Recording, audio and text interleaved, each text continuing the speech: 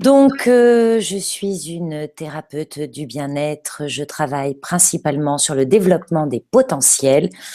Beaucoup d'entre vous me connaissent ce soir, viennent déjà me voir, donc on va pas non plus aller plus loin. Gardez en tête que ce que je préfère et ce vers quoi je m'oriente de plus en plus, c'est le suivi d'amour, de la sorcière, d'amour pour moi, d'amour pour vous. Youhou! Ce soir, nous sommes là pour travailler sur le couple, le duo complémentaire. Il y a parmi nous des célibataires, il y en a qui sont en couple. Je sais que des célibataires vont venir nous rejoindre. Bonsoir. Ça gigote du côté des caméras, c'est génial, je me concentre, je suis avec vous. En couple ou célibataire, c'est la même question qu'on se pose dès le départ. Quelle place je laisse à l'autre? Ça veut donc dire quelle place je suis en train de prendre. Alors, on va faire un petit basique sur ce qui nous arrive à toutes en général quand on tombe amoureuse les premières fois et qu'on s'installe en couple, qui est le principe du syndrome de la princesse. Je vous rappelle que la princesse, elle est soit plongée dans un profond sommeil, elle est inerte, elle n'est ni femme ni rien. Il faut qu'un homme vienne la réveiller. Elle est bloquée dans un donjon. Elle est souvent sous la coupe d'une belle-mère ou d'une maman, parfois possessive. Bref, dans nos contes de fées, on nous montre une femme qui ne sera jamais femme si les parents ne sont pas d'accord et si l'homme ne vient pas la délivrer. Donc ça, c'est notre premier drame à nous, les femmes, hein. Soyons clairs, c'est les premiers choix qu'on fait. On choisit souvent un chevalier qui va venir nous sauver. Et donc souvent dans les années qui viennent, ça nous étouffe et c'est une histoire qui n'ira pas très loin, mais on peut recommencer le même problème, attendre que l'homme nous apporte beaucoup de choses. Pendant ce temps-là, l'homme attend aussi certainement des choses de la femme, mais comme ce soir il devait être là, on en avait un et qu'il n'y est pas, on va pas trop s'éterniser, on va attendre qu'il soit là, il pourra nous parler de son côté à lui. Donc dans ce syndrome de la princesse, le premier des soucis, et je le retrouve beaucoup, et chez des femmes de 40 ans encore, 50, ça continue. J'attends qu'un homme me rende femme. Donc là, c'est la première question à se poser finalement. Qu'est-ce que j'attends de mon homme? Qu'est-ce que j'aimerais qu'il fasse, mon mec? Que j'ai pas du tout envie de faire pour moi et de m'accorder. J'attends que ça soit lui qui le fasse. Si vous avez un papier, un crayon, notez cette attente en gros. S'il y en a plusieurs, n'hésitez pas. Ça peut venir tout au long de la conférence. Elle va être très importante pour vous durant la conférence, mais après dans votre vie quand même. Voilà. Donc, comme vous me parlez souvent du couple et souvent de ce que vous reprochez à votre mec, je suis bien au courant. Ce qu'il y a d'important, c'est de comprendre que la plupart des reproches que je fais à mon homme, c'est un alibi que je me propose. C'est une façon détournée de pouvoir accuser l'autre et de retirer immédiatement ma responsabilité. Un vrai bonheur. Mais ça n'aide pas le couple. Voilà, merci Ophélie. Je reproche à mon mec de ne pas être ouvert d'esprit, de ne pas s'ouvrir. J'ai mis combien de temps, moi, à m'ouvrir? J'y travaille pas encore. Est-ce que c'est la bonne occasion de dire « Ah ben non, je peux pas, mon mec est pas d'accord. Si je fais ça, mon mec va plus me reconnaître. » C'est souvent un truc qu'on s'autorise pas trop, ça. Bonsoir Véronique. D'accord Véronique, à plus tard Véronique. Merci. Ça arrive. Donc, je pars de cette attente. Cette attente, elle va revenir très souvent dans ma vie.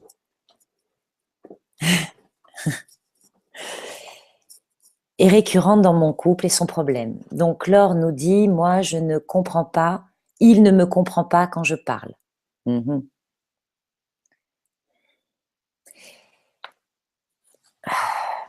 Là, quand je parle, j'utilise des mots. Et ces mots, ils sont dans ma vibration, de mon émotion du moment. Elles peuvent être très très loin de la vibration de mon mec et de ce qu'il est en train de vivre. Un mot que je vais utiliser pour me faire comprendre peut réveiller une blessure à l'autre. Très souvent, quand l'autre me comprend pas, alors encore un truc de fille qu'on fait, on est remarquable. Bon, ça évidemment, ça va avec exprimer ses demandes, mais ah, ça serait bien de sortir les poubelles. Bon, c'est un message qui n'arrivera jamais dans le cerveau de votre mec. Faut que vous l'acceptiez. Votre mec, il va comprendre son prénom et une demande claire. Comme nous, les ah, ça serait bien, il faudrait, vous pouvez le bannir de toute conversation de couple. C'est un cas de divorce, ce truc-là. Il faudrait, yaka, faut qu'on. Non, non. Faites-le avec vos enfants, ça marche pas mieux. Hein. Oh, ça serait bien que ces chambres soient rangées. Ça passe très loin de tout le monde, on a visé à côté 12 fois. D'accord? Bien. Bon. Donc, gardez à l'idée justement ce que j'attends de mon mec ou ce que je lui reproche. D'accord? De quoi je l'accuse. Ça, c'est souvent le nerf de la guerre. Et puis, écouter et entendre ce que lui nous reproche. Qu'est-ce que mon mec, il me dit souvent? Ça me fait chier, j'ai pas envie. Ah. Hop. Ça aussi, je le note. D'ailleurs, si vous voulez le partager, c'est avec bonheur. J'espère. Pardon, merci.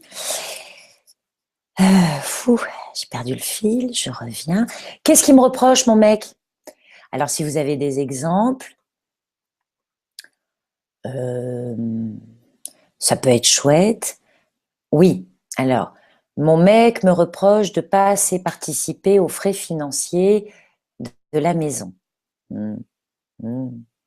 Ça m'appuie sur je ne suis pas assez indépendante, je gagne pas assez, mais derrière, c'est assez douloureux. J'ai de la valeur là, avec ce que j'apporte dans le ménage.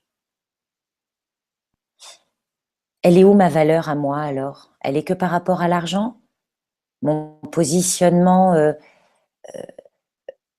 c'est très dévalorisant comme position. Les moments de notre vie où on a du mal à participer aux frais de la maison. Quand l'autre nous le rappelle, ça fait assez mal. Mais finalement, ça nous appuie sur quelle est la valeur que je m'accorde. Suis-je claire?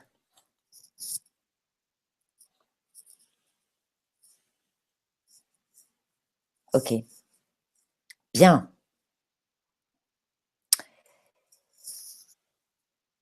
Donc, pendant qu'on attend que l'autre nous sauve, nous, on lui reproche aussi des choses. Ces deux attentes sont souvent le nerf de la guerre, donc dans le couple, et le moment où on s'agrippe et où on se fâche.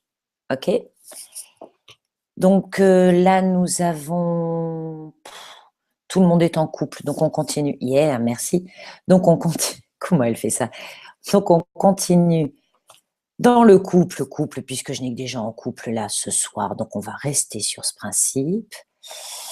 Donc la première des questions, dans la relation à l'autre, quelle est la place que je laisse à l'autre? Quelle est celle que je prends?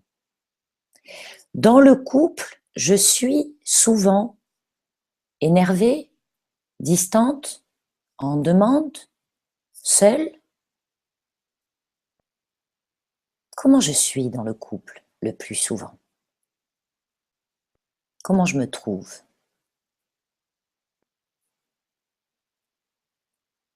Ah, j'ai eu ce matin, faut que j'organise tout, sinon je suis débordée, investie. Je ne suis pas en couple. Ça y est, ma célibataire est arrivée. Alors la question que tu te poses, ma chérie, c'est, tu la connais déjà parce qu'on l'a travaillé, quelle place je laisse à l'autre dans ma vie? Quel espace et quel temps l'autre a pour pouvoir, peut... Voilà, merci de répondre. Tu la connais bien, cette question. Ça aide bien le replay. Pardon. J'ai le fou rire. Ok. Donc, dans un couple, par exemple, moi je trouve, comme disait très joliment l'une d'entre vous, je m'investis. Ok? Si je m'investis beaucoup dans le couple, il y a des grandes chances que je trouve que l'autre, il ne s'investit pas.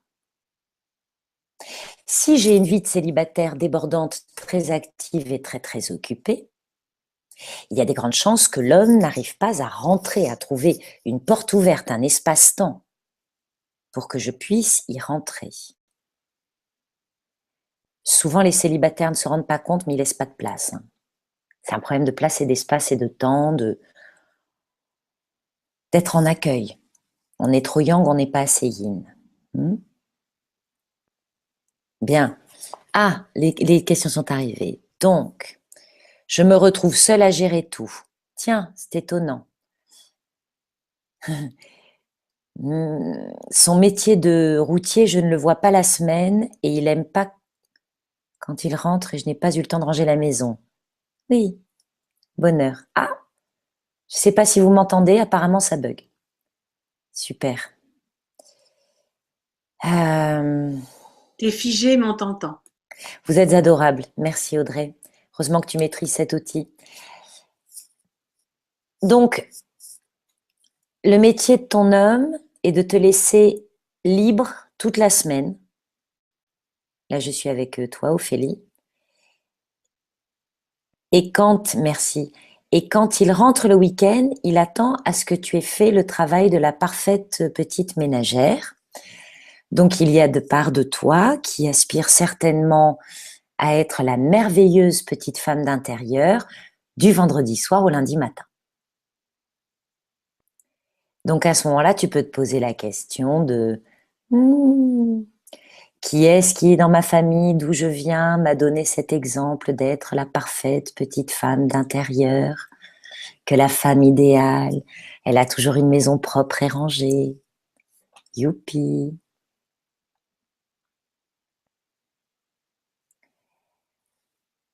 Bon, là, on est clairement dans si je ne suis pas la femme idéale et que je ne suis pas parfaite dans une maison, mon mec va me jeter. Je vous rappelle que quand vous avez choisi un homme comme ça, souvent vous étiez sur le syndrome de la princesse. Vous attendez que l'homme vous sauve. Et pour l'instant, ça vous étouffe. Hein. Je ne sais pas si c'est clair, mais ça va venir. Bon, et maintenant qu'il est à la maison et qu'il rentre, est-ce qu'il participe, Laure, au, au foyer, aux tâches ménagères? Oui, mais c'est Merci. par vague. Oui, des périodes. Voilà. Ok. Très bien.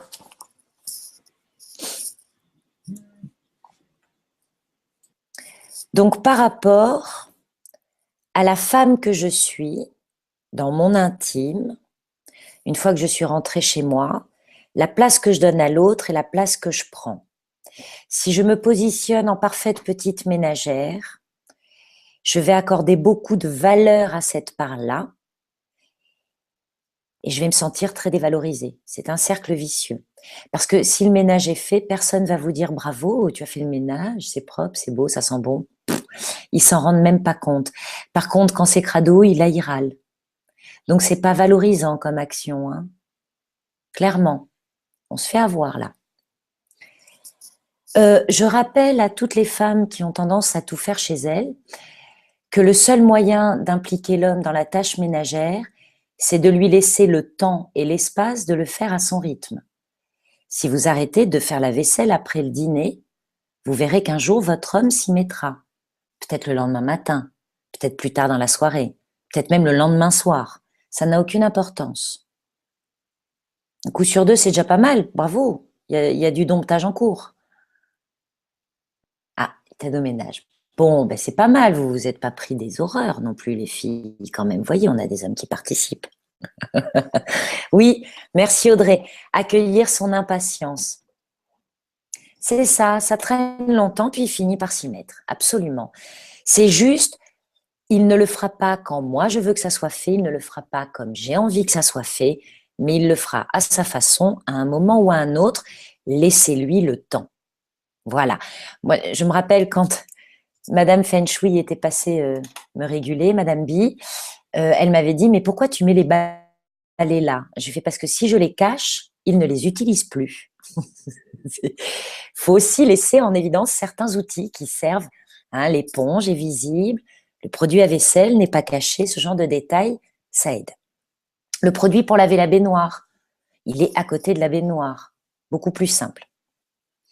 Bien.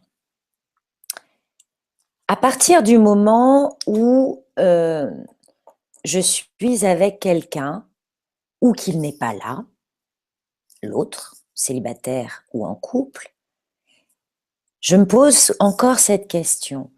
Qu'est-ce que représente l'autre? Voyez pas votre mec. Voyez plutôt l'égrégore de ce que représente l'homme dans votre vie. C'est-à-dire une compile merveilleuse de la façon dont vos grands-mères, nos mères, nos tantes et les femmes en général parlaient de l'homme. Notez les mots dont vous vous souvenez, comment en famille, les femmes, souvent dans la cuisine, entre elles, parlaient des hommes. On respire. Pardon, oh pardon, pour tous ces mots merveilleux que nous avons dit sur les hommes. Quand ça vous revient, merci de le partager, ça va nous nourrir.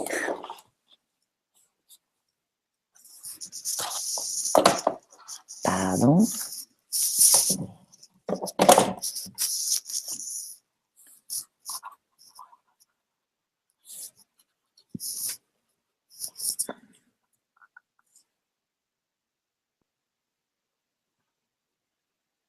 Super. Pénible, chiant, menteur, égoïste, bon à rien. Bon, ben vous voyez. On y arrive. Très joli. Pas facile d'être un homme dans ta famille, Émilie. Pilier de bar, bien.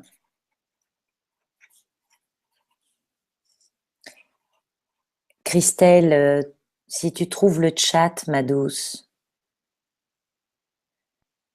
Ça fait peur. Méchant. Oui, le salaud, c'est parce qu'il trompe, je suppose.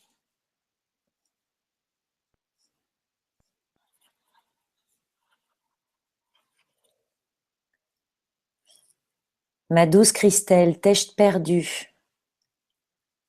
Ah, ils frappent. Bon, ils sont violents. C'est agréable aussi, ça donne envie. Tout de suite. Invisibles. Oui, ils sont très absents. Hein. On remarquera que ça soit dans les contes de fées ou dans notre enfance, on aime bien porter une absence à l'homme, au père. Ah oui, je sais que je suis invisible. Je ne sais pas pourquoi. Je vais essayer de m'activer. Je suis désolée, c'est une radioconférence ce soir. Oui. Chipi, appuie sur la caméra. Mais j'ai appuyé sur la caméra Madou, je l'ai fait 2-3 fois. Je désactive, je réactive, je sais pas. C'est pas bien grave. Ma grand-mère me disait que mon grand-père n'était pas sympa et qu'il s'occupait pas des enfants. C'est dommage qu'on ne voit plus. Je sais, je suis si belle, mais ça arrive. Alors.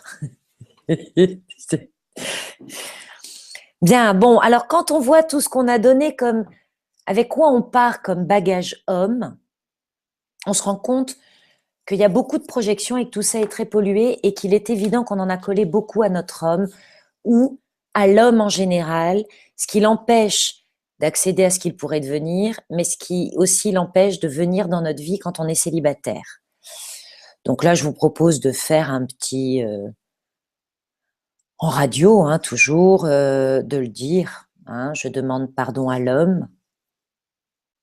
Je demande pardon à l'homme. De l'avoir traité de bon à rien. De l'avoir traité de bon à rien. De chieur. De chieur. D'égoïste. D'égoïste. Pilier de bar. Pilier de bar. Alcoolo. Alcoolo.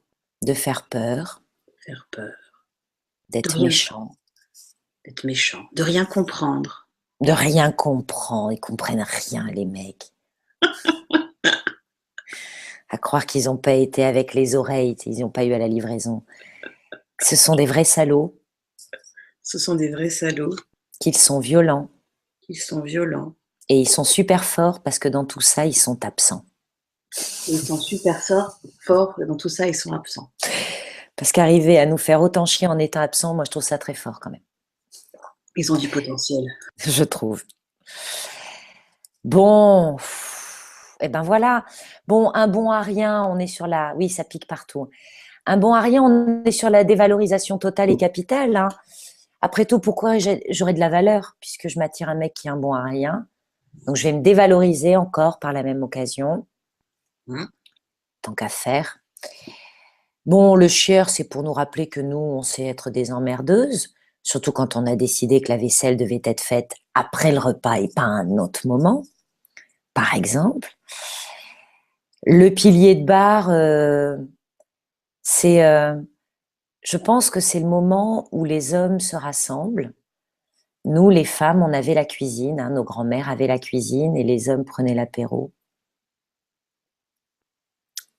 Bon, on va s'occuper des gorges tout de suite. Je demande, bah, tiens, c'est la bonne occasion. J'avais prévu une petite bougie, alors je vous en parle, parce qu'évidemment vous ne la voyez pas. Elle est rose. J'allume une bougie pour tous les hommes de ma lignée qui ont subi tant de reproches de la part de nous, les femmes, parce que nous attendions des princes charmants qui devaient nous sauver, nous révéler à nous-mêmes, et qu'on les accuse encore de ne pas le faire. Et je demande pardon au nom de nous, les femmes, pour tout ce que nous reprochons aux hommes par rapport à nos attentes. J'en suis vraiment désolée. Mais si, là, il est affiché. Non, on ne le voit pas. Et puis en attendant, les autres femmes, elles peuvent dire « J'accueille de recevoir tout ce que Julie Juliette veut nous proposer ». Tiens, quelle belle idée. Ça peut aider. Formidable, j'ai tout qui bug. C'est dans les deux sens. Hein.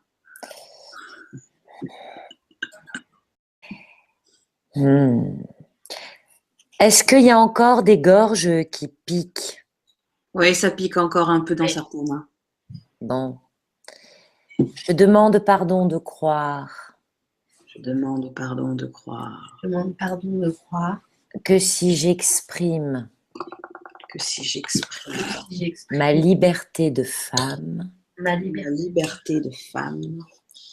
je deviens insultante, irrespectueuse et dangereuse à l'homme. Et une paria pour le clan. Et une paria pour le clan.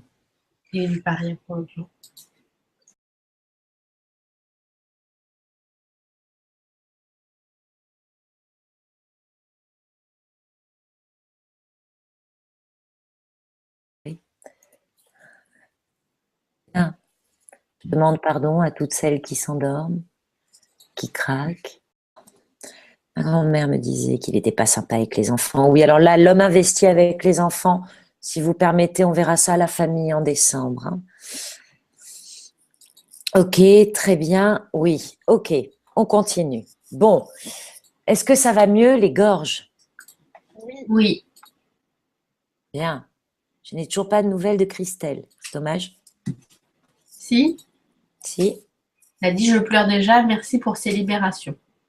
Formidable, elle est délicieuse. Pourquoi je la vois pas, moi? Non, on va pas s'énerver sur ça non plus. Bien. Alors, on va envisager maintenant notre homme sous la cape de l'inconnu.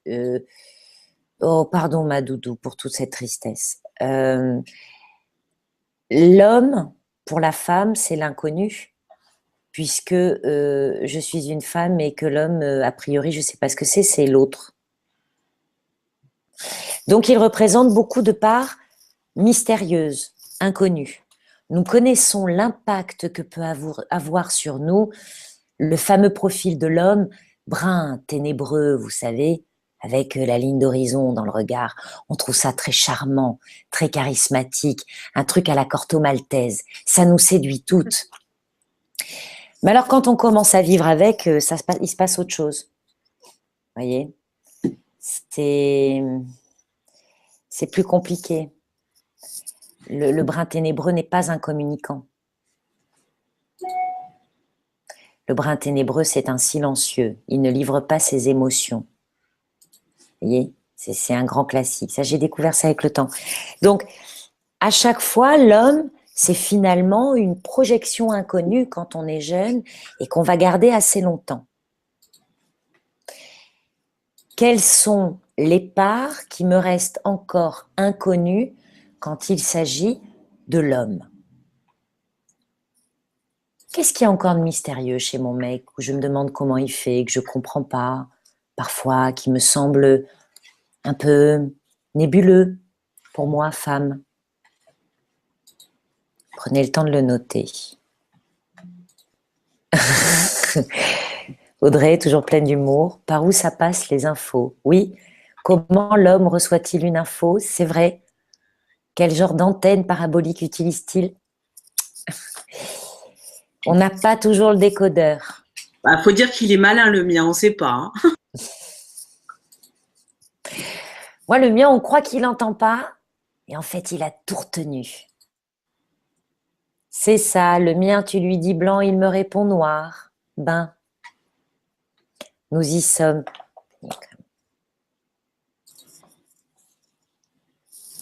Bien. Est-ce que vous voyez mon écran? Oh oui, merci. Bon, ça c'était tout. Bien. Donc, gardez toujours en tête qu'il y a des parts de l'homme qui sont inconnues, mais je vous rassure, pour lui, la femme reste un mystère. Moi, j'aimerais qu'on passe plus de temps ensemble. Oui, tu es avec le complexe de l'homme absent. Est-ce que ton père était investi dans le couple et la famille et ton éducation, Ophélie? Question. Bien, donc, dès que ma très chère Laure merveilleuse nous aura trouvé les axes, voilà, merci. Donc, vous avez d'un côté, vous avez noté des attentes, vous avez noté l'inconnu chez l'homme, hein, ce qui vous paraît encore. Moi, c'est apparu, mais c'est reparti, mais peut-être que c'est resté chez les autres. Non, en fait, c'est quand je parle que ça s'affiche. D'accord, donc ce qu'on va faire, c'est que je vais te proposer… Là, tout le monde voit? Oui, parce que là, j'ai cliqué sur le truc, normalement, oui, c'est ça. Oui, bien. J'ai cliqué aussi, alors voilà. Voilà, très bien.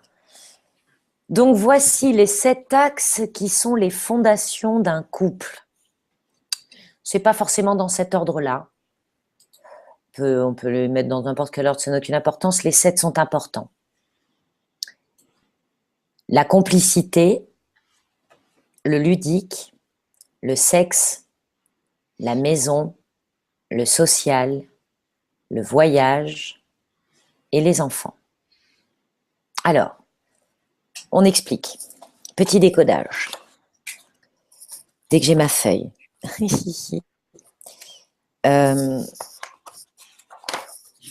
Les voilà.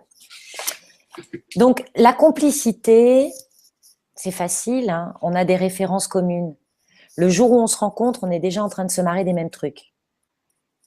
Alors, ça crée un enthousiasme, un grand mouvement, un grand élan entre deux personnes. La part obscure de la complicité rapide et facile, c'est où, en général, attention, il y a fusion. Il y a très certainement de la fusion partout. On est rentré en complicité rapide. C'est possible qu'on ne soit pas que sur des références intellectuelles et qu'il y ait beaucoup de fusion énergétique. D'accord? Donc la complicité, c'est quelque chose qui se travaille. C'est comme une amitié, ça se nourrit. Il faut vivre des choses ensemble. Il faut faire des choses ensemble pour se créer un réseau complicité sans passer forcément par la fusion. Bon, le ludique, c'est pas compliqué. S'il y en a un des deux qui adore se marrer, qui adore jouer, et pas l'autre, ça va poser problème. Ça peut être très compliqué. S'il y en a un des deux qui est un fou de de gin ou de bridge, de Scrabble, et que l'autre n'aime pas jouer et n'a pas le sens de l'humour, ça fait des soirées compliquées. Mais on peut s'en sortir quand même, hein. Il y a des couples qui y arrivent. Le sexe, c'est le régulateur. C'est le moment où on peut décharger finalement, il y a un échange ou une décharge. Au secours. Émilie me dit au secours.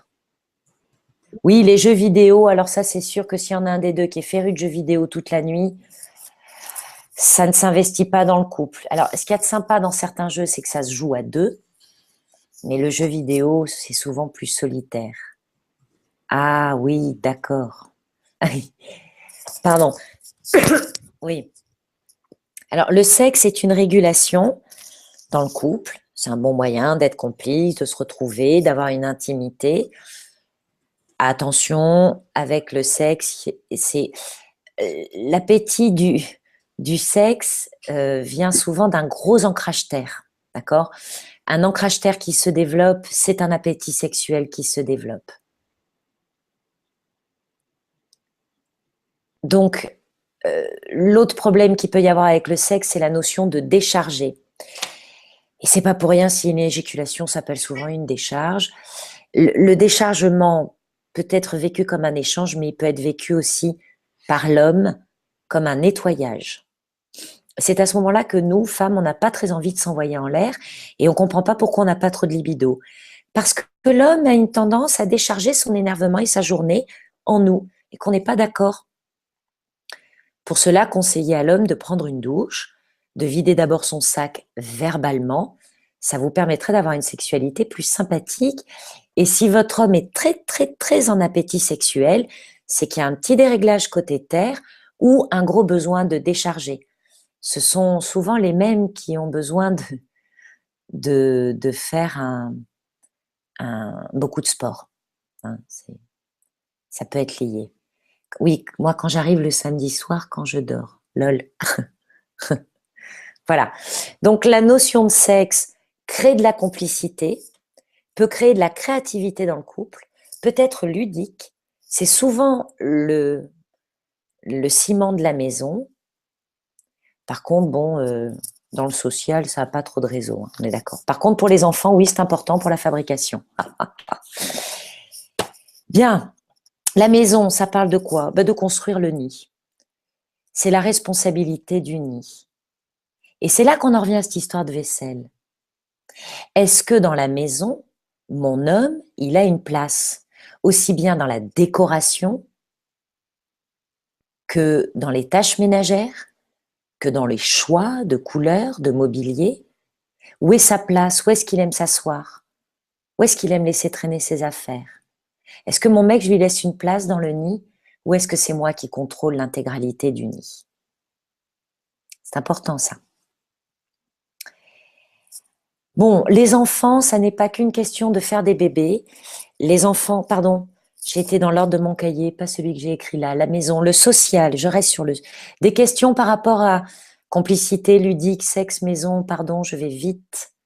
Je suis toute seule, je vous vois pas vous agiter ou perdre. Une question d'Émilie. Oui, Émilie.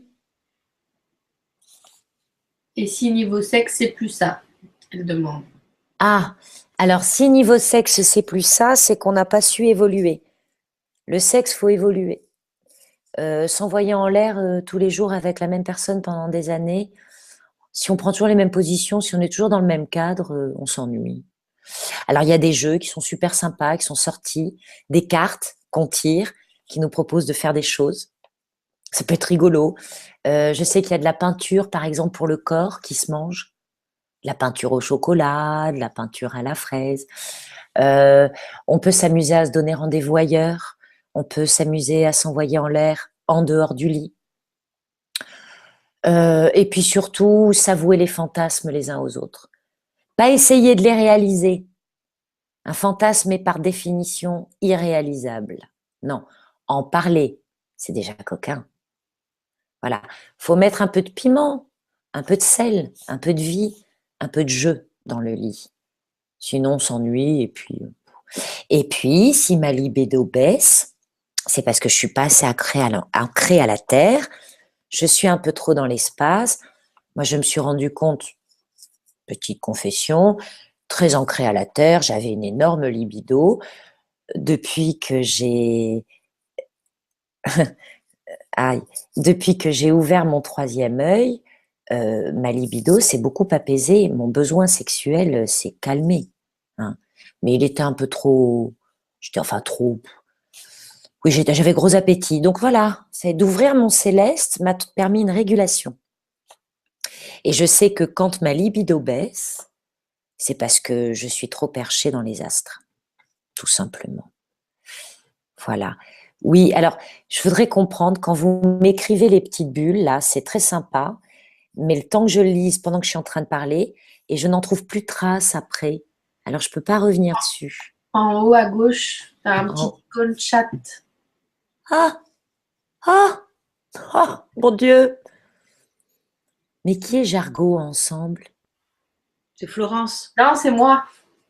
Ah! Ah! Ah! Ah, mon Dieu! Oh, je découvre un univers. Émilie, oui, voilà. Oui, faut atterrir. Oui, travailler son ancrage terre, ça aide beaucoup la sexualité. Oui, oui, il n'y a pas de doute. Et puis, le sexe, c'est ici et maintenant. C'est pas dans une heure, c'est maintenant. Donc, ça ancre dans le présent. C'est très bien. Bien. Pour faire décoller son mec du jeu vidéo, faut lui envoyer des signaux sexe. C'est un homme, il faut que ça soit un signal clair et simple. Toutes celles qui ont des mecs qui aiment fumer la ganja et l'herbe, ça détruit la libido de l'homme. Hein, ça fait tout tomber. L'alcool, ça la réveille, non? Ça dépend des hommes.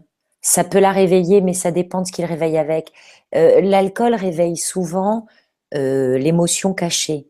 Si l'homme est en colère et refuse de l'admettre, avec l'alcool, il devient colère. Il y a des mecs qui peuvent avoir un sexe un peu violent. Il y en a d'autres, ça leur fait tomber complètement. Ça dépend. Mais la ganja est un tue-libido pour le mec, ouais. Pas bon. Et la télé et les jeux vidéo non plus, d'ailleurs. L'écran et l'ordinateur, c'est pas des excitants de libido du tout. Bon, nous en sommes au social. Oui, alors le social, c'est simple, hein. Si mon mec a envie de faire une carrière sociale et qu'il est plutôt snob et qu'il a envie d'être très connu et que tout le monde l'adore et que moi j'ai plutôt envie d'être dans ma grotte, on va avoir un problème. Donc il va falloir respecter ses temps sociaux, respecter mes temps de grotte, aménager des emplois du temps pour que tout le monde puisse y trouver son compte, et le couple et chacun. Ok ? Bon, le voyage, c'est tout ce qui est référence culturelle, apprentissage et découverte. Il y en a qui aiment sortir de chez eux, il y en a qui aiment pas sortir de chez eux. Quand on est en couple, ça peut être compliqué. Donc l'idée, c'est de reprendre ces 7 axes et de voir ce qu'on partage avec mon mec et ce qu'on partage pas. Est-ce qu'on partage l'envie d'enfant? Est-ce qu'on partage l'envie de voyage? Est-ce qu'on partage la même envie sociale? Ah, merci. Est-ce qu'on a les mêmes envies dans la maison? Est-ce qu'on a envie d'acheter ou d'être locataire? Est-ce qu'au lit, on s'amuse? Est-ce qu'il y en a un des deux qui s'ennuie? Est-ce qu'on se marre des mêmes choses? Et est-ce qu'on a le même humour et la même envie de jeu et de s'amuser dans la vie? Quand vous aurez coché ça, vous vous direz, tiens, on partage 4, 5 axes avec mon mec. Donc ces 4 ou 5 axes vont être à chaque fois votre ciment, votre réconfort, votre élan. Et les axes que vous ne partagerez pas seront très souvent les disputes et les problèmes. Alors un travail plus profond sur les axes vous sera proposé pendant les ateliers. Il y en a un dimanche prochain et il y en aura un autre le dimanche 20 novembre, de 17h à 20h. Vous pouvez venir avec votre mec ou pas, ou célibataire. Pour les célibataires, la question se pose de la même façon. Qu'est-ce que je m'autorise à partager avec un homme? Parce que quand je veux faire un enfant avec un homme, j'envisage un père, Ça veut dire que l'homme de ta vie est déjà bombardé de projections paternelles. Qu'est-ce que je crois attendre du père de mes enfants? Ouch. Là, on s'aperçoit que la malle est lourde en général.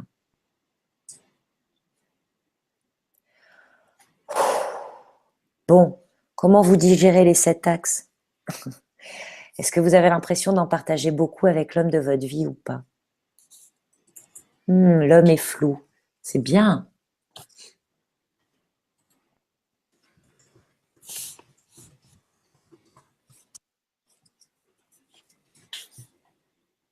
Oui, bien sûr que ça change avec le temps. Mes envies à 25 ans ne sont pas les mêmes qu'à 35. Si j'ai choisi un homme entre 20 et 25 ans et qu'entre 35 et 40, je suis avec lui, ça veut dire que c'est la sainte princesse qui a choisi l'homme. Et donc aujourd'hui, j'ai plus du tout envie qu'il me sauve. Je suis devenue une femme, je m'assume, donc il m'étouffe. Ça arrive. C'est un exemple que j'ai donné. Ah, je suis en train de lire le côté obscur de mon mec quand il picole, oui. Et oui, c'est les émotions refoulées qui remontent avec l'alcool. Moi, c'est ce que j'ai compris. L'alcool, c'est la drogue de ceux qui n'ont pas résolu les problèmes d'enfants, comme beaucoup de drogues, mais qui sont en grand manque affectif. Et donc, l'alcool fait remonter ça.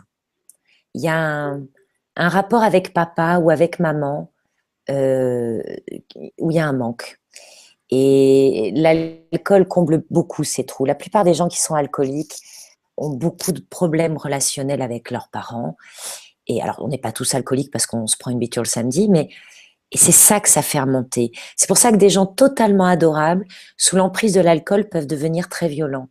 Quand vous parlez après, quand ils ont des saoulés, vous vous rendez compte que leur enfance a été violente et qu'il y a beaucoup de colère. C'était pour le côté ludique que j'ai mis ça, parce que lui, il aime bien faire la fête. Ouais. Avec des gens qui boivent pas mal, et comme moi, je bois pas, je vois tout le monde qui est bourré, moi, ça me plaît pas, donc... Ah oui, alors pour côté ludique, oui, bien sûr. Oui, mais c'est très fréquent en France, grand pays de consommateurs d'alcool, qu'on ne sache pas faire la fête sans alcool. Hein. Moi-même, finalement, c'est quelque chose que j'ai découvert assez tard. Je dis, putain, c'est vrai, on peut s'amuser sans alcool, dis donc. Waouh. Ben non, il y a plein de gens qui ne le savent pas. D'ailleurs, quand tu arrives en soirée comme ça, qu'on te dit qu'est-ce que tu veux boire et que tu demandes un jus de fruits, beaucoup de gens disent, ah mais non, mais je veux pas payer un jus de fruits. Payer un jus de fruits dans un bar le soir, c'est très bizarre pour les gens. Est-ce que ça pique? Est-ce que ça étrangle? Est-ce que ça fait mal? Moi, non. Non, je vous ai foutu dans un vortex, vous êtes capoute. C'est bien. Je vous laisse réfléchir à cet axe. Mal aux tempes, oui, uniquement. C'est Émilie Aurore.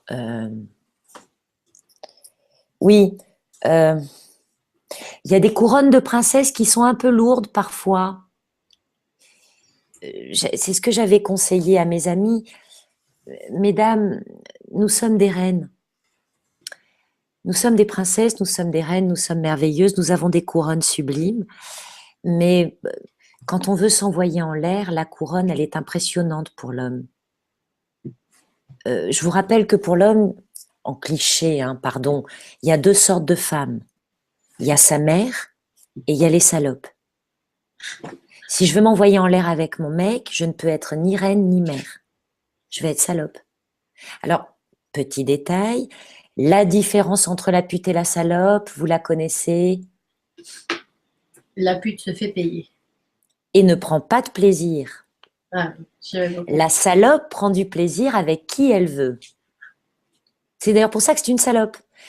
Se fait traiter de salope celle qui n'a pas voulu coucher avec moi et qui a couché avec mon pote. La salope, elle veut pas coucher avec moi. D'accord?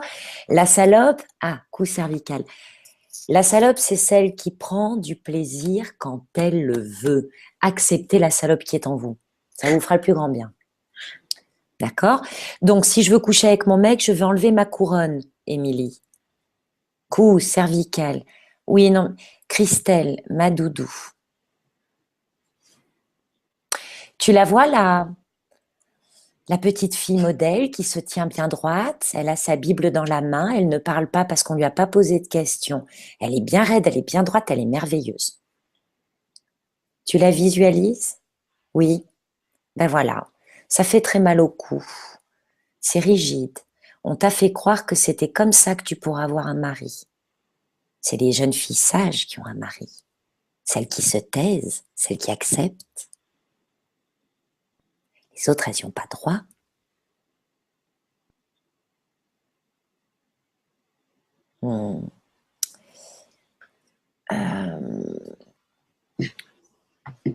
Je m'accorde de m'ouvrir à la relation avec un homme. À répéter Christelle, je m'accorde de m'ouvrir à la relation avec un homme.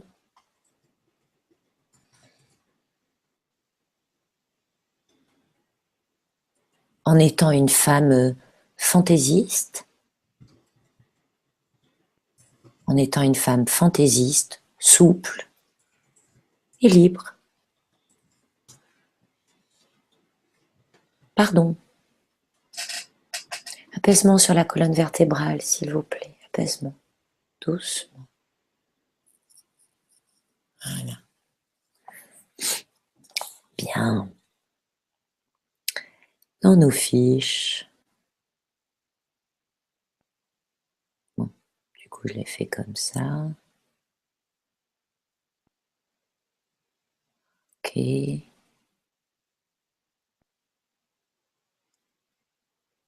Voilà. Nous allons mettre la fiche 5, s'il vous plaît. Puis nous allons faire une petite respiration. L'image de la femme qu'on m'a donnée était une vierge. Oui, bien sûr. Vierge et pure. Oui, c'est d'une autre dimension, ça.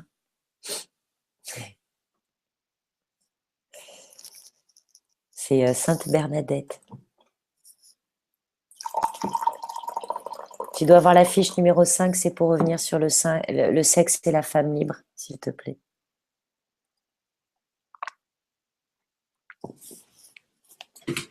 Et attends, je crois que je ne l'ai pas reçu. La 5. Ah. Alors attends, je vais essayer le partage d'écran après tout.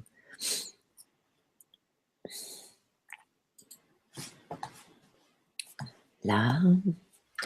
Là.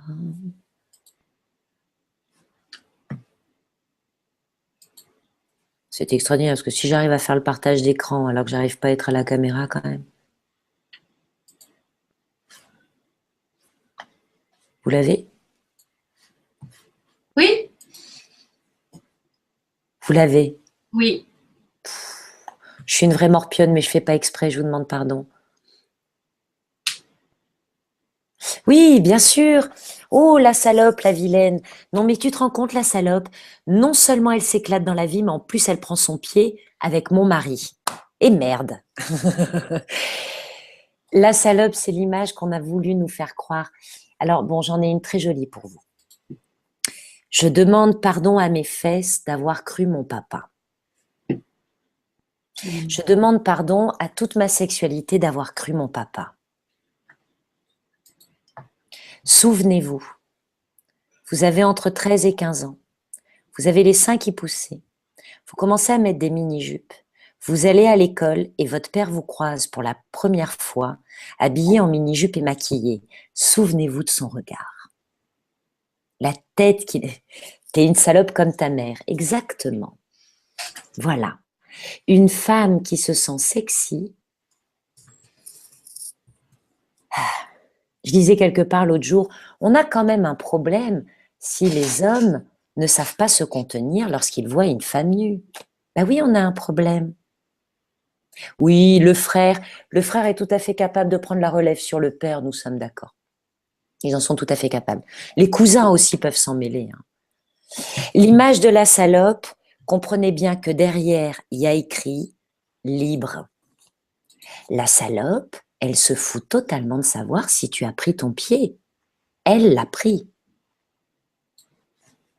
La salope, c'est celle qui sait se faire jouir.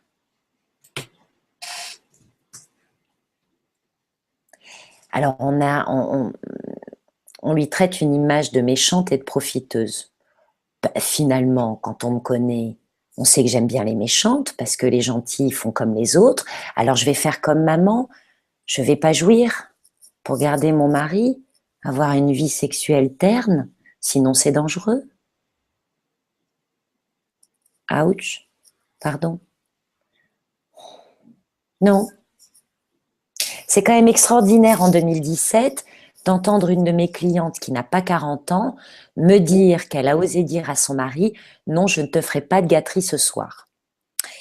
J'ai rien contre une fellation, ça peut être très agréable pour les deux d'ailleurs, mais je lui ai fait remarquer qu'à partir de maintenant, elle allait arrêter de dire « je te fais une gâterie », mais qu'elle allait dire « nous allons prendre du plaisir ». C'est pas la même. Vous voyez, on ne présente plus les choses de la même façon. Je vous rappelle que le sexe pendant longtemps a été un devoir conjugal. Mais c'est le devoir conjugal de l'homme aussi. Donc on va enlever le poids du devoir pour celles qui sont mariées et on va se rappeler que grâce à notre sexualité, donc voilà, c'est là qu'on a la phrase, pour revenir sur cette notion de salope, il n'est pas écrit là, mais il est juste derrière. Donc on revient sur la notion, la sexualité des merci des célestes sétioles, etc. Dites cette phrase pour l'entendre résonner dans vos corps. Pardon à ma sexualité de l'avoir abandonnée, niée, refoulée. J'accueille de prendre corps dans ma matière, de m'enraciner en utilisant tous les outils à ma disposition.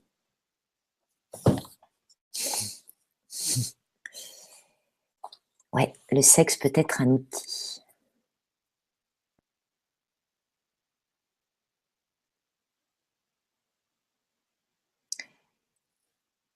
Je souhaiterais savoir, alors je voudrais récupérer mon chat, je souhaiterais savoir celles qui vivent mal au ventre ou autre.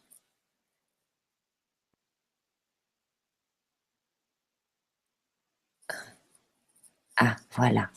Je remets. Ah, des nausées. Oui.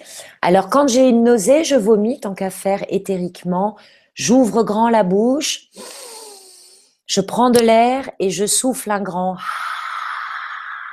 Et je vais au bout de ce souffle. Et je pense à tout ce que je laisse me quitter à ce moment-là. Et je demande pardon à la merveilleuse personne que je suis, si de croire que je m'épanouis sexuellement fait de moi une salope. Je suis désolée. Ça fait de moi une femme libre, qui prend du plaisir. Mal au cou derrière la tempe, douleur des tempes, passée à l'arrière du crâne. Bon, tu te fais taper sur la tête. Émilie Aurore, qui est-ce qu'on tape sur la tête? Qui est-ce qui est à la bonne hauteur de ma main pour se prendre une tape sur la tête? Ah, je demande pardon et un apaisement sur le groupe, s'il vous plaît, pour tout le monde.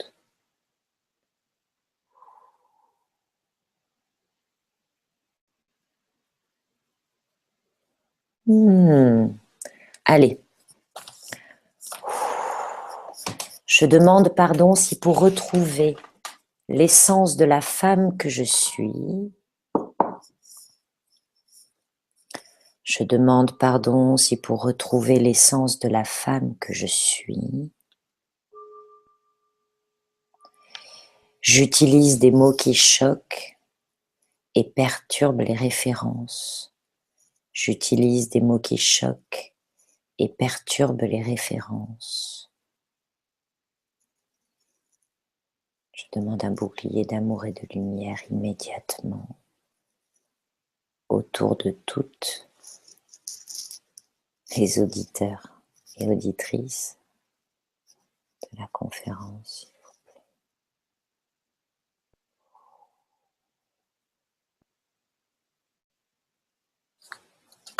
Ok. Est-ce que ça va mieux? Bien. Je vais vous laisser avec un petit exercice. On va faire une petite pause. Une pause pipi, une pause pour boire de l'eau, une pause pour marcher un petit peu et pour respirer. On prend 3-4 minutes. OK?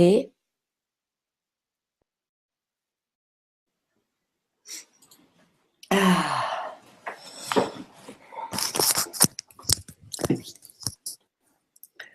Coucou.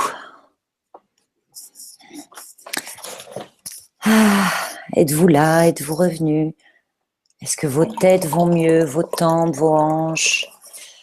Je voudrais qu'on apaise tous ces ventres d'amour, s'il vous plaît.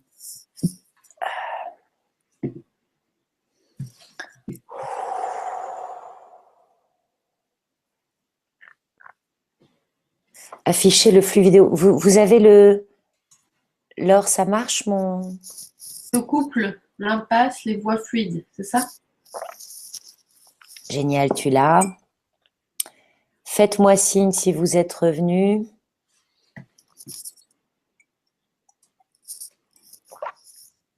Difficile de me faire signe si on n'est pas revenu. Bien, bien, ok. Super, très bien. J'ai Émilie, j'ai Christelle. Audrey a l'air d'être là. Bien. Alors voilà.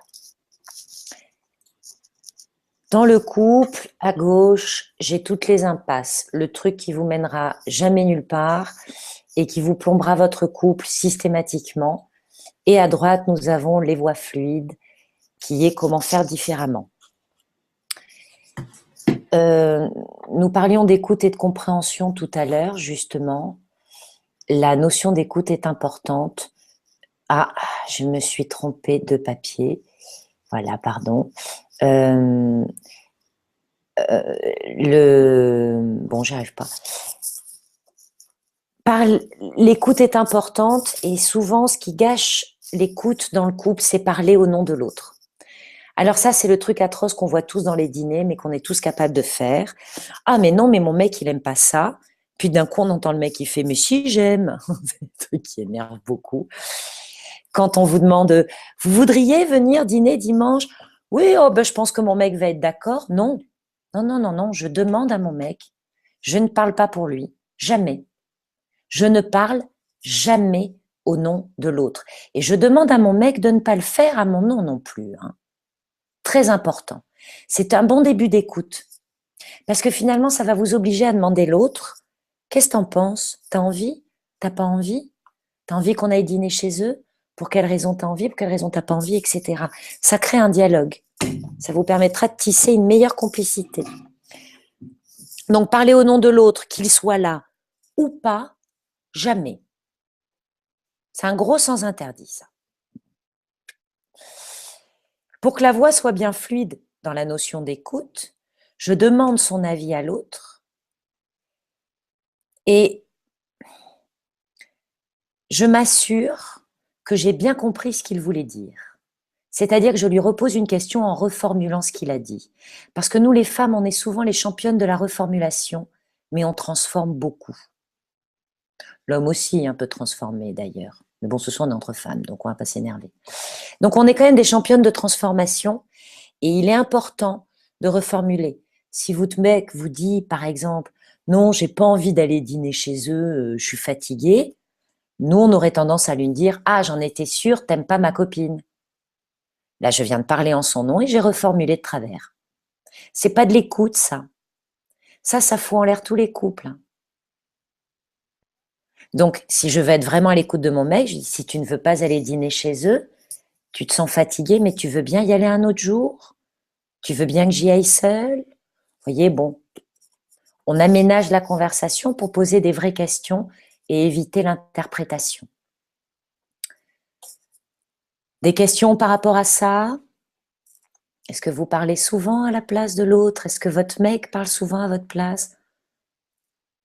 Oui, et quand il dit toujours non, ben, s'il n'a jamais envie de rien faire, la question qui se pose, c'est est-ce que je vais rester sans rien faire avec mon mec ou est-ce que je vais continuer à vivre quand même? Ben, tu vois, ça fait partie de vos axes sociaux et maison. Vous n'avez pas le même axe sur la maison et sur le social, Émilie. Toi, tu aimes sortir, lui, il aime rester dedans. Ça n'est donc pas un axe commun et c'est souvent l'axe de dispute. Ben voilà. Donc, c'est là que je propose des aménagements d'emploi du temps. Si mon mec aime sortir, si moi j'aime sortir et pas mon mec, je vais une fois rester avec lui si c'est pour partager quelque chose avec lui, pas si c'est pour le regarder pour jouer aux vidéos, jeux vidéo ça n'a aucun intérêt. Je reste à la maison avec lui pour partager quelque chose avec lui, mais je m'autorise aussi parfois à sortir sans lui et j'organise des sorties décidées par tous les deux. Mais oui, j'en serai souvent l'impulsion, Émilie, tu seras souvent l'impulsion de la sortie. Je ne sais pas. Ah, ok, merci. Je ne sais pas ce que tu ne sais pas, Audrey. Tu ne sais pas si tu parles à la place de l'autre ou s'il parle à ta place.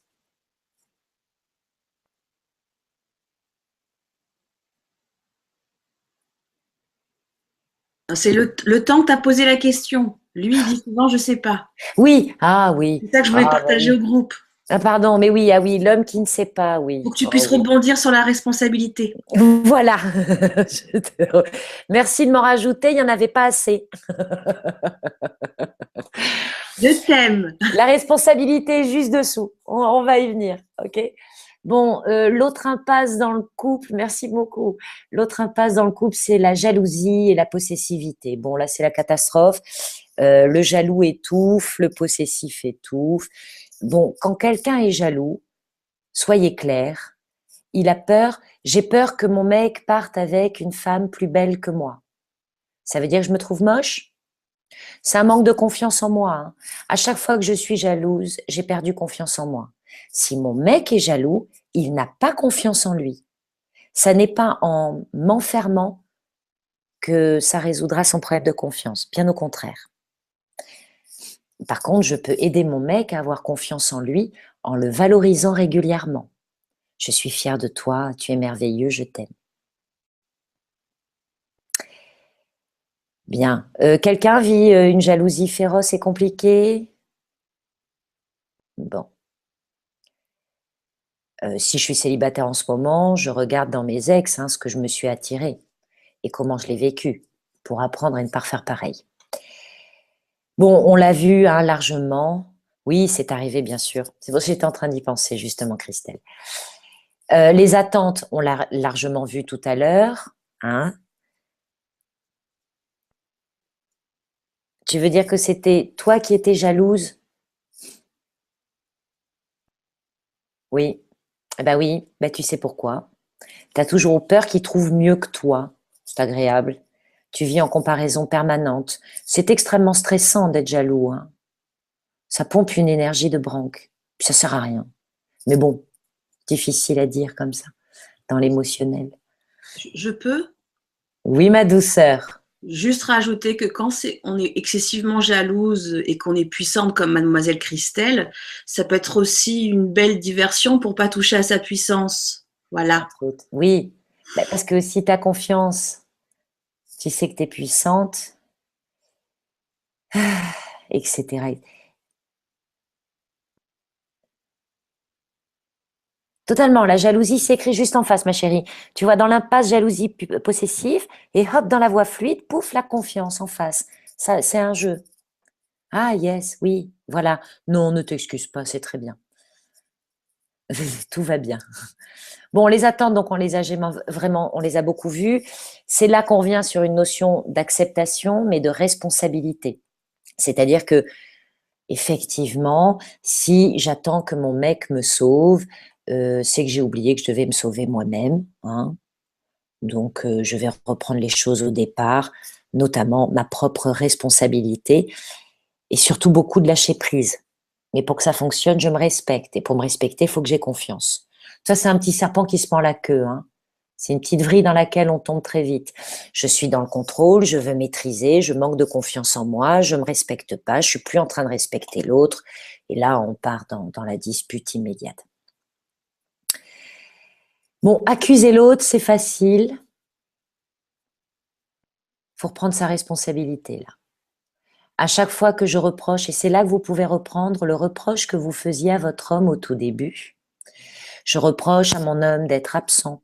Je reproche à mon homme de pas me comprendre. Je reproche, etc. On avait ça au départ. De ne pas s'investir assez, etc. Je reprends ma propre responsabilité. Je suis désolée, la mise en page a foiré, c'est pas complètement en face. Je reprends ma responsabilité, c'est-à-dire que je vais accueillir que si mon homme ne me comprend pas, c'est que moi-même, je ne me comprends pas encore complètement. Il y a des zones de moi que je laisse encore dans l'obscur, que j'ai pas écoutées, et que quand elles sortent, ça doit pas être facile à l'autre de le recevoir. Donc, si je veux que l'autre me comprenne, je vais accepter de me visiter et plus souvent et de me comprendre mieux.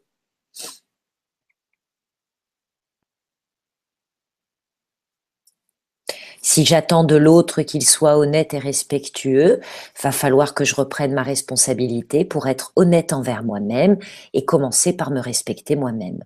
Je ne pourrai pas rencontrer un homme qui me respecte si je suis en train de me dévaloriser, de me piétiner tous les jours. L'homme éternue à distance, c'est bien. Ou aïe, mes oreilles. Itch, ah, pardon. Eh ben, on met ses mains sur ses oreilles et on dit pardon pour tout ce que j'ai refusé d'entendre, pardon pour ce que j'ai cru devoir entendre, pardon pour ce que je m'empêche d'écouter. J'accepte d'écouter mon corps et de le respecter. J'apprends, pardon, doucement. J'apprends. J'apprends à m'écouter. Aïe, oui, ouh, c'est une visite désagréable. Ouch.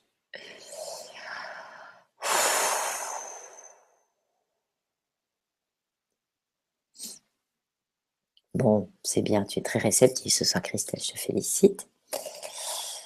Bien. Manquer de foi, oui. Alors ça, c'est interdit. Alors c'est ce genre de phrase toute simple, adorable qu'on dit souvent. Mais non, mais mon mec fera jamais ça. Je viens de parler à sa place, je viens de pas y croire. Eh ben, je le mérite pas, hein. Non, je dois avoir foi en mon mec. Exemple type, je trouve que mon mec, justement, il veut jamais sortir, s'ouvrir à l'extérieur, il est trop fermé. Voilà. Mon mec, il est fermé. Il n'est pas ouvert d'esprit, il est casanier. Super. Eh ben, je lui demande pardon d'avoir trouvé rassurant, d'avoir un homme qui se ferme d'esprit et qui croit en des choses concrètes, parce que moi, ça me permettrait d'être totalement fantasque et abstraite, parce que mon mec serait très concret. Donc, je vais reprendre ma responsabilité aussi, et puis je vais m'autoriser à croire que mon mec, il a le droit de s'ouvrir.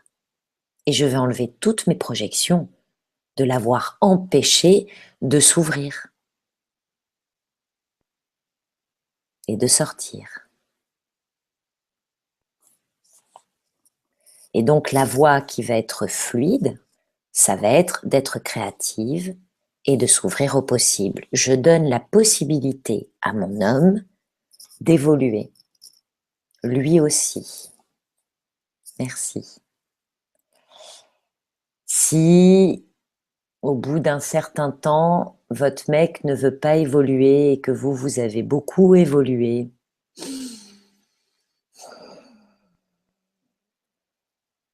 c'est peut-être qu'un cycle vient de se terminer. Parfois, oser la séparation peut ressouder le couple ou tout simplement permettre d'évoluer parce que parfois dans des couples, il y en a un des deux qui évolue beaucoup et l'autre qui veut pas. Ça arrive. C'est les moments de séparation en définitive. Mais on a du temps avant. Avant de se séparer, on réouvre ses capacités d'y croire et d'ouvrir les possibilités que l'autre peut évoluer et que j'ai le droit de croire en lui. Voilà. Ah, ça apaise. Oui. C'est normal aussi qu'il y ait des décalages entre le rythme de l'homme et le rythme de la femme. Je vous rappelle que l'homme ne vit qu'un pic hormonal durant sa vie à l'adolescence. Puis, il vivra une chute lente après 70-80 ans. Nous, on se fait un remue-ménage hormonal tous les mois. On n'est pas sur les mêmes rythmes que les hommes, non, c'est sûr. C'est sûr. Mais pensez bien que votre homme peut vivre les effets de la lune. Il peut être en pleine lune, en lune noire, lui aussi. Il y en a qui sont plus sensibles que d'autres. Voilà. C'est bien. C'est un tout pour aujourd'hui. J'attends de voir vos questions ou autres.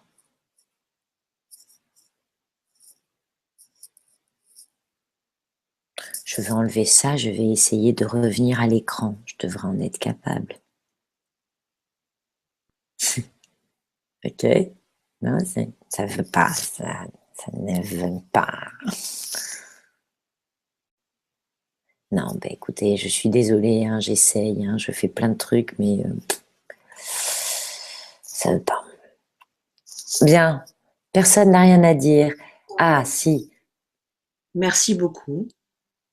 Merci Audrey, ma douce. Bravo. Et bravo à toutes ces femmes qui écoutent et qui osent aller vers elles. Oui. C'est un challenge. Alors, j'avais préparé un super panneau. J'avais préparé 3 très beaux panneaux de publicité, hein, Julie Juliette, tous mes services, le site, le suivi des sorcières, l'accompagnement individuel, et puis la possibilité ce soir. Excusez-moi, interruption.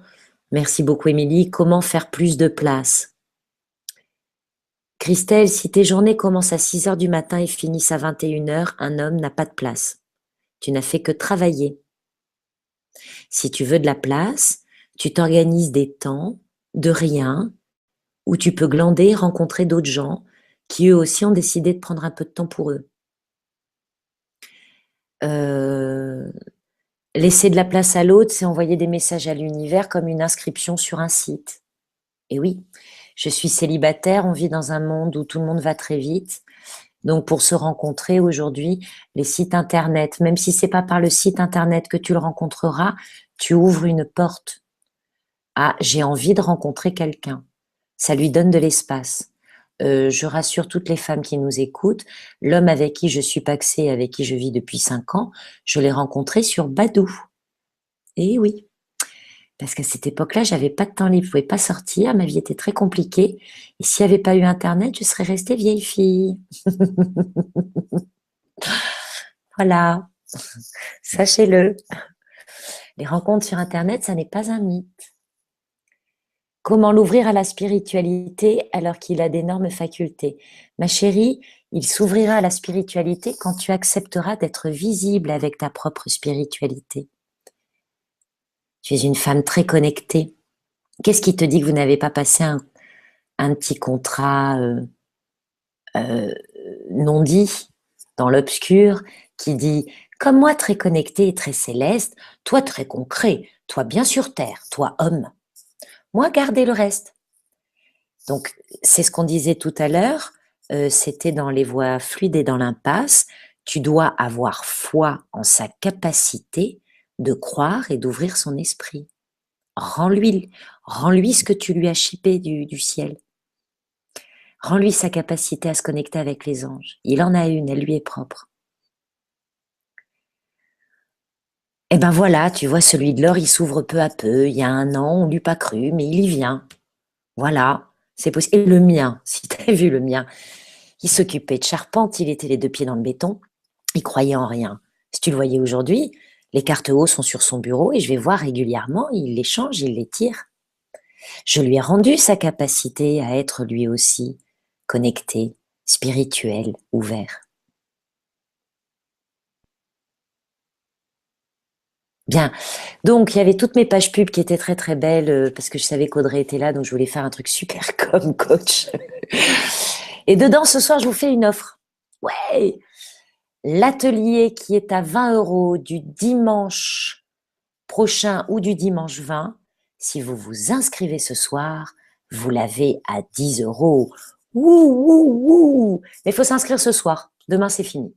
Voilà, c'était l'offre du moment. Et ça me fait beaucoup rire de le faire. C'est de l'offre, hein. C'est de C'est de l'offre, ça. Hein. Ah, c'est de la vraie offre. C'est de la vraie une belle offre, hein. C'est cadeau de cadeau, hein. On fait ce qu'on peut. On m'a proposé de faire des offres. J'ai découvert ce tiroir sur l'Ernibox. Je l'ai ouvert, je l'ai utilisé, voir ce que ça donne. Voilà. Et bon, c'est parce que je sais que pour dimanche, c'est un peu tôt. C'est moi qui ai fait des dates bizarres. Mais pour l'atelier du dimanche 20 novembre de 17h à 20h, vous avez le temps de le prévoir, de le prévenir. Et si vous me le demandez ce soir, vous l'aurez pour 10 €. Voilà. Nous allons donc nous quitter là, mes jolies, mes charmantes. Merci beaucoup d'avoir participé à ce baptême où on a essuyé tous les plâtres. Je vais m'entraîner pour faire mieux et pour être visible. Voilà, c'est normal. Je suis sur du nouveau. Je repasse par mes vieilles peurs. J'ai peur d'être visible. Mais j'apprends et je me soigne. Je vous souhaite une très très belle nuit. Merci si vous y accédez de commenter, de noter, de m'évaluer lors de cette conférence afin que je fasse des progrès. Je vous aime très fort et je vais donc arrêter. Ah, lol, merci, bonne soirée, félicitations. Vous êtes adorables. Merci beaucoup. À très bientôt.